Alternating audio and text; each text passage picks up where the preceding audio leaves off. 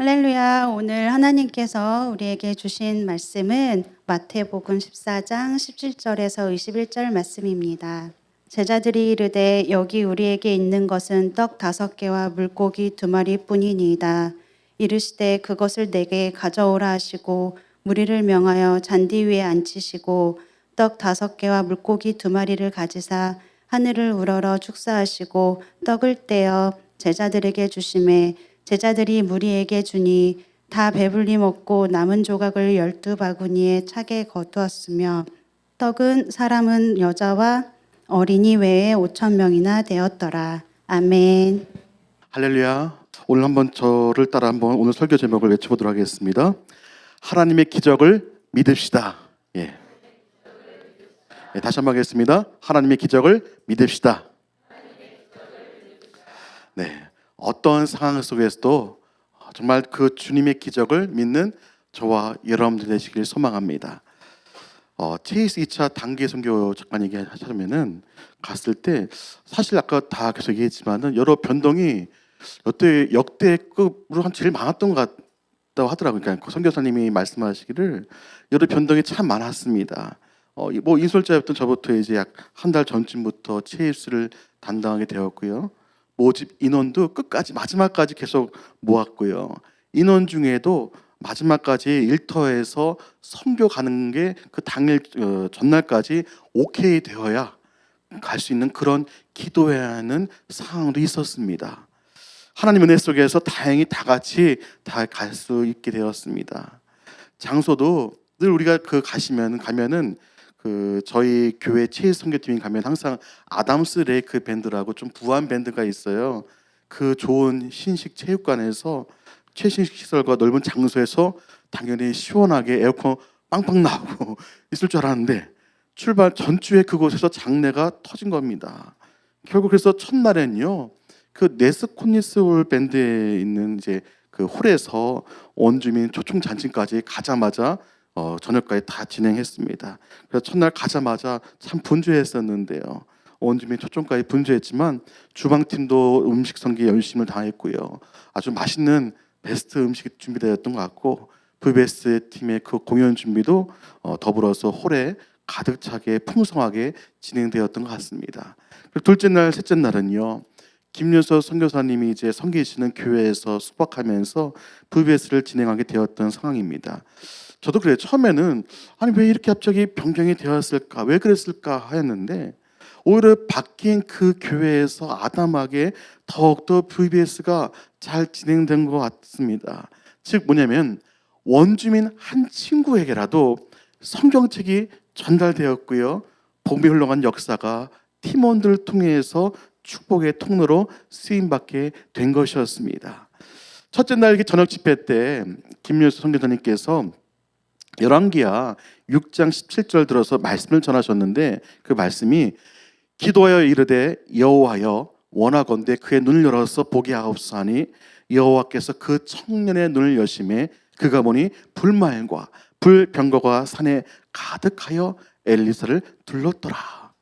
그게 뭐냐면 하나님의 역사하심이 그 체이스 땅 가운데 여전히 진행되는 것을 믿음의 눈으로 보는 그런 말씀 가운데 함께 은혜 가운데 나는 그런 시간이었던 것 같습니다. 그렇습니다. 원주민 선교도요 믿음의 눈을 들어서 바라봐야 합니다. 저는 그 맥락으로 오늘 하나님께서 주신 그 말씀을 좀 같이 나누고자 합니다. 오늘 본문의 말씀은 그 유명한 오병이어의 사건이 나옵니다. 여러분 잘 알다시피요. 예수님의 이제 말씀을 들으러 온 이들이 배고프게 되었던 그 저녁 시간대에 한 아이가 떡 5개와 물고기 2마리를 바쳤는데 그 기적으로 인해서 5,000명의 사람이 배불게 먹고도 12광주리가 남았다는 그런 말씀입니다. 즉 예수님이 행하신 기적의 현장이기도 합니다. 사실 우리들의 인생도 어떻습니까? 적지 않은 기적을 경험하기도 합니다. 아픈 몸이 치유함을 받았던지 어려운 사업장 막 희망이 보이지 않던 마지막 술 당시에 기적적으로 그 빗줄같이 돈을 빌려준 이가 있어서 사업이 계속 진행되기도 하고요. 아니면 소소한 일과 관련된 기적도 있었을 것이고요. 막 교통비가 없었는데 마치 교통비가 생기기도 하고 반찬이 없었는데 반찬이 생기기도 하고요. 여러분들은 진실로 예수님의 기적을 믿으십니까? 아니면 여러분들이 직접 기적을 경험하셨는지요?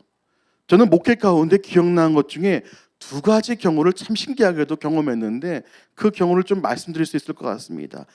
똑같은 상황이었는데 하나는 기적이 일어난 경우이며 다른 하나는 기적이 일어나지 않은 경우입니다. 예전에 두 성도님 가정에 각각 자매가 있었습니다. 아직 그 50도 안 된 젊다고 볼 수 있는 나이였는데 둘 다 비슷한 시간에 암이 걸렸습니다. 암의 종류는 틀렸지만요, 두 집안이 당연히 그 암으로 인해서 하나님께 어쨌건 매달려야 하는 그런 상황이었습니다. 그런데 제가 봤을 때는요, 두 집안의 태도가 달랐던 것이 기억이 납니다. 첫 번째, 기적이 일어났던 경우를 보자면 한 집안은 딸이 이제 암에 걸려서 얼마나 죽을 지경입니까? 그때부터 그 어머니는 철야 기도회, 아버지도 금식 기도회, 온 집안이 같이 기도에 들어가면서 치료를 받기 시작했습니다.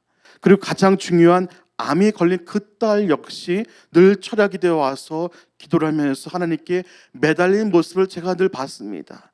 그리고 이제 한 번 수술 후에 항암 치료를 해야 할 그 단계에서 그 자매 가족은 믿음으로 항암 치료를 안 받겠다고 결정했습니다.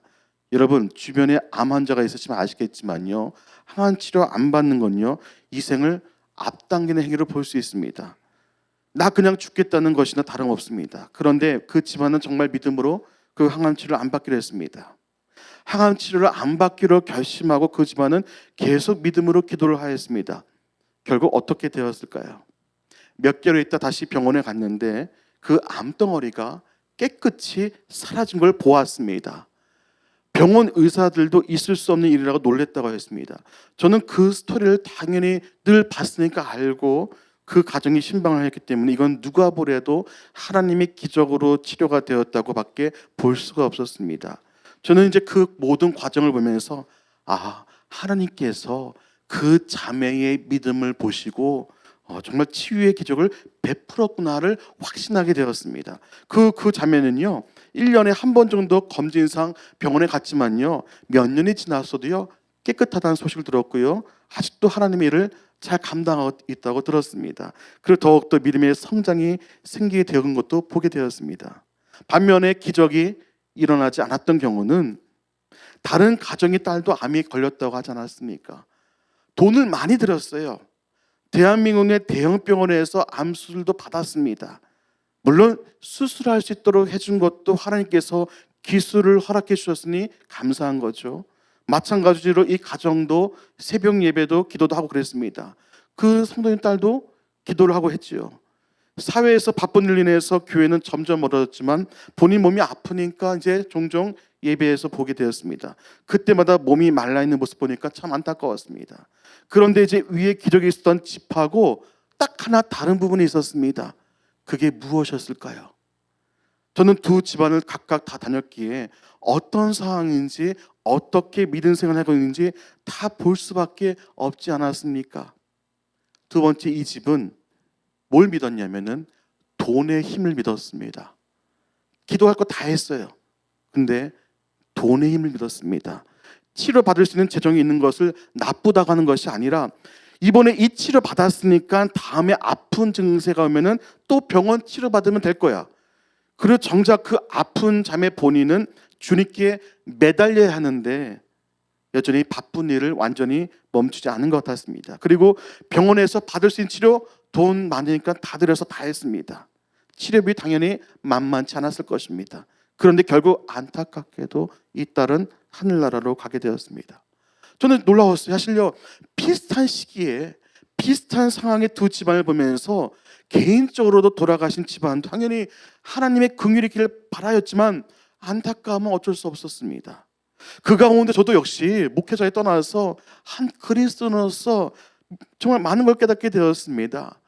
전지전능하신 하나님이 하신다면 하시는구나.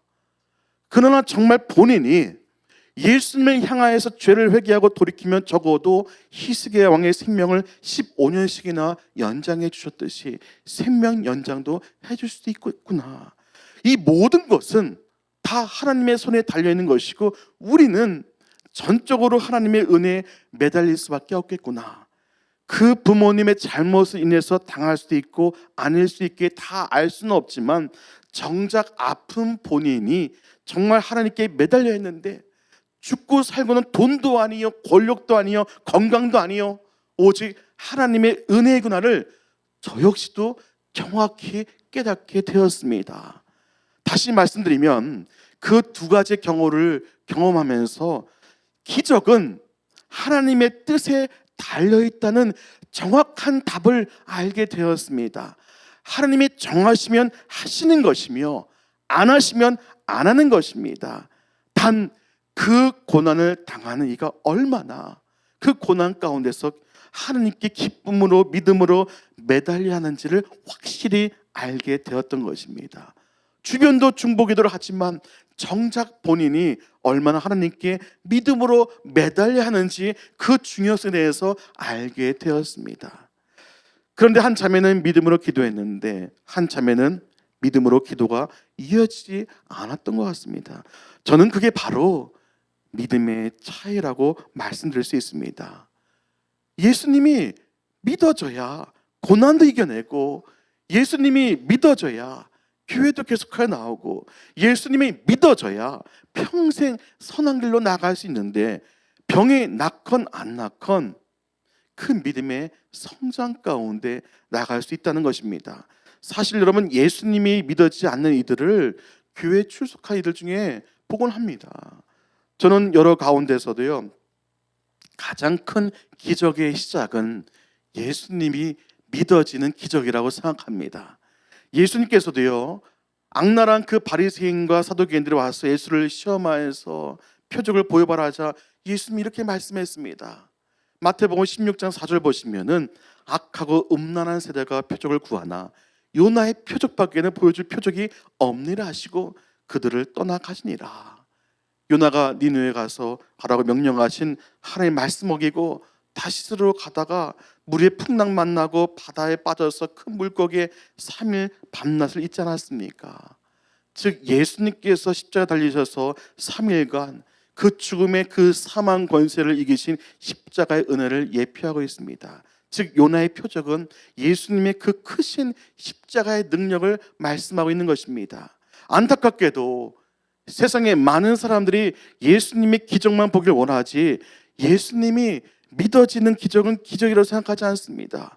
교회 나오면 그냥 예수님이 믿어지고 모태신앙이며 천국 가고 그런 아니라는 생각에 살기 십상입니다. 여러분, 우리 모두는 예수님의 참된 기적을 경험해야 합니다. 바로 예수 그리스도가 인격적으로 믿어져야 합니다. 내가 예수님 안에, 예수님이 내가 안에 거한 것을 확신해야 됩니다. 그러려면 전적인 하나님의 은혜가 선물로 내려야 됩니다. 너희는 그 은혜에 의하여 믿음으로 말미암아 구원을 받았으니 이것은 너에게서 난 것이 아니요 하나님의 선물이라. 그렇다면 어떤 이들에게 이 예수님이 믿어지는 은혜의 선물이 주시겠습니까? 나의 정력을 쫓던 나의 마음에 가난한 심령을 사모하사 주님께 진실로 나의 죄를 통회하고 회개하며 예수형 성령을 간구하고 사모하며 소망하는 이에게 성령님이 친히 찾아오사 감동감의 역사 가운데 예수님이 믿어지는 역사가 삶 속에서 이루어지는 것입니다. 성령님이 임재하면 되는 것입니다. 친히 증거하고 있습니다. 요한복음 16장 8절에서 11절 말씀 보시면 성령이 임재하시면은 그가 와서 죄에 대하여서 의에 대하여서 심판에 대해서 세상을 책망하시리라. 죄에 대하여는 그들이 나를 믿지 아니하며, 내가 성령님 임재하면 내가 정말로 죄인인 것을 확신합니다. 자각합니다. 누가 보래도 나는 죄인이구나, 이 벌레만도 못한 죄인이구나, 철저하게 죄를 자각합니다. 의에 대하여 너희는 먼저 그의 나라와 그의 의를 구하라. 그럴 때 그 의가 되시는 예수 그리스도, 영원한 의가 되시는 예수님에 대해서 인격적으로 알게 도와주십니다. 심판에 대한 경각심을 갖게 됩니다. 이 세상에서 나의 마음대로 살다가는 최후의 심판을 통과하지 못하고 밖에서 슬프며 이를 가는 자가 되겠구나. 이렇게 살아서는 안 되겠다. 다시금 예수님께 돌이키면서 예수님을 온전히 의지한 자가 되어야겠구나를 성령의 임재한 가운데 알게 됩니다.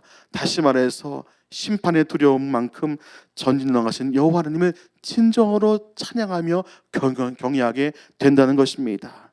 심판에 대해 아는 이들은요, 두려움이 아니라 역설적으로 그만큼 더욱더 지옥에서 천국으로 건져내 주실 예수 그리스도만을 의지할 수밖에 없게 되는 것입니다. 영원한 길과 진리요 생명 되신 예수님을 의지해만이 천국에 갈 수 있다는, 정말 그걸 정확히 알게 되는 것입니다. 본문으로 돌아와서 떡 5덩어리와 물고기 2마리 5,000명을 먹인 잘하시는 이 기적의 현장을 보면서 예수님은 떡 5개와 물고기 2마리를 손에 받으시고 하늘 우러러 감사의 기도를 드렸습니다. 축복의 기도를 올린 것입니다. 마찬가지로 우리 역시도요, 지금 때론 어려움 속에서 이것뿐인데, 이것밖에 없는데 어떻게 감사할 수 있어? 저 사람에 비해서 내가 가진 것은 초라하고 그지없는데 무슨 수로 감사해? 이런 비교하는 생각은 버리시기 바랍니다. 하나님께서 가장 작은 것으로도 가장 위대한 일을 하신 능력이 있습니다. 때론 우리의 연약한 믿음 바라볼 수 있습니다. 연약한 현실적인 환경 바라볼 수 있습니다. 그러나 과부의 두레돈의 정성의 소중함을 아시는 하나님께서는 우리의 그 연약한 믿음으로 우리가 부족하다고 생각하는 정성일지라도 진실된 믿음과 진실된 정성으로 하나님께 나아가신다면 큰 기적의 역사를 경험하게 될 것입니다.